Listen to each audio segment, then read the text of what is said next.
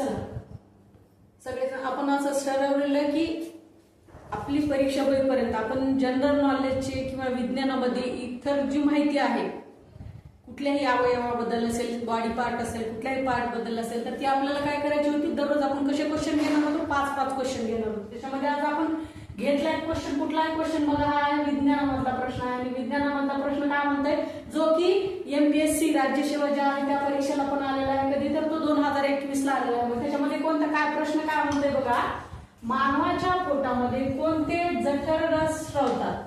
मग ते कोणते जठर रस स्रवतात मानवाच्या पोटामध्ये, तर ते आहे हायड्रोक्लोरिक आम्ल आणि पेप्सिन हे जठर रस स्रवतात. त्याच्यामध्ये आपण आता मग जठराची जी माहिती आहे किंवा जठर आपल्या शरीरामध्ये काय भूमिका बजावतं ते बघूया. जठराबद्दल इतर थोडीशी माहिती बघूया आपण त्या प्रश्नाच्या अनुषंगाने.